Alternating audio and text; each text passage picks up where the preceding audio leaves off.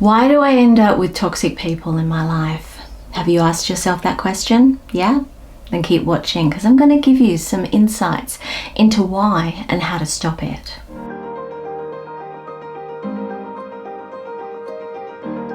Hi, I'm Rachel Wood, relationship life coach and founder of Creative Pathways Coaching. Today we're going to ask the question, why do we attract toxic individuals into our world? Some people are able to divert themselves just away from these individuals, whereas others will be drawn to them like bees to honey. Ever notice that? I remember in my early dating history saying to myself, I can walk into a party and at the end of that night walk away with the most toxic or inappropriate guy there. I then began to watch myself and what I did to draw in these characters. I was too nice, wanting the attention, the approval. This was the start of a long journey towards finding ways to attract far healthier people into my life. So now I'm going to talk to you about some of the reasons why you might be attracting the toxic people in your life. And I'm not going to just be talking about people who you're dating, but also friends, co-workers and more. And warning here, some of these reasons might be a bit triggering for some people to hear, but they are necessary. It might be the first step towards having healthier relationships overall. Number one, we see their potential. Usually these individuals aren't doing what they could be capable of, and we see this. We can see that they might be really successful, or really caring, or really happy if they just did, blank here, whatever you want to put in there. We see that maybe they've had a shitty childhood or they're down on their luck at the moment. But we can see that they are capable of so much, so we stay, seeing ourselves as the catalyst of this change. We try and help them to be better, but eventually they suck us down to their level. They don't get better, and we suffer trying to help them. Do you do this? Have you noticed that the emphasis here is all about them? It's all about you helping them to be better. But what about you? Do they even see you? Probably not. And that's what you need to get clear on and walk away. Number two, we're empathetic. We see why they do what they do to us, and we think that we can help them to change.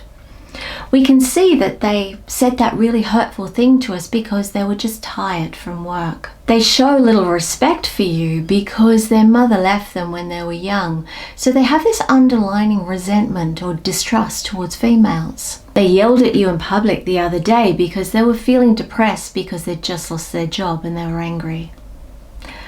The list could go on in regards to the excuses for their bad behavior. And that's what they are, excuses. Let them take responsibility for their behaviors. Do they see you and know why you do what you do? No, not really. So why do you do it to them? Number three, your self-value is low.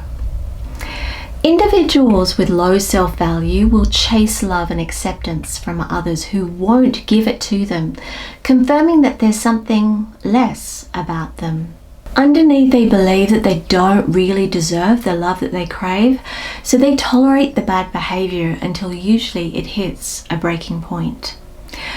Whether that breaking point involves the toxic individual being unfaithful or any form of betrayal, or even the breaking of a bone, and sometimes even that's not enough. Yeah, I'm talking about physical abuse here. Number four, you're a people pleaser. People pleasers take responsibility for whether the other person is happy or not. They see it as their responsibility. These toxic individuals realize that we do, as people pleasers, do what we do, and so they blame us for their feelings, their problems, their behavior as a result, letting you have all the responsibility, and as a result you take it because as a people pleaser you naturally do anyway. And at the end of the day, all we wanted as a people pleaser was to be loved, and would take on anything to get this love. See up here for my video on people pleasing for more. Number 5, lack of personal boundaries, perhaps? Boundaries are physical, emotional, and mental limits that we set with others that determine what we will and will not tolerate. Do you feel like saving people is almost a full-time job for you? Do you find yourself falling for people much faster than you think you should? Are your romantic relationships highly charged? Either one minute they're wonderful or disastrous, depending on the day. These are but a few examples of a lack of personal boundaries. When we have little to no personal boundaries, we can lose ourselves, who we are as a person, to fit ourselves to the other person so that we're accepted by them. The more you can love yourself with healthy boundaries, the more you can love others in an appropriate way. Number 6, we have a history of toxic people in our lives. These can be family, past friends, past partners.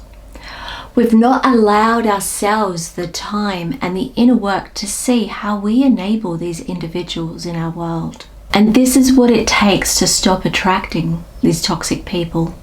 Doing the inner work to really see how we enable them. So these are but a few reasons why you might be attracting a toxic person in your life. Do you want to change? Then you might be interested in checking out some of our courses available on our website. This sort of change involves some inner work. And if you're really committed and want this change, then check out our signature course program, Personal Power Mind Mastery. Check out the description below to get the website link, and I'll see you in there. So if you like this video, please give it a thumbs up and subscribe below to see future ones. I post a new one every Tuesday night, Wednesday morning, depending on your time zone. And remember, you can book a coaching package with me or check out my other resources on my website, and subscribe to Creative Pathways Facebook and Instagram. All links are in the description below. And I'll catch you in the next one. Cheers.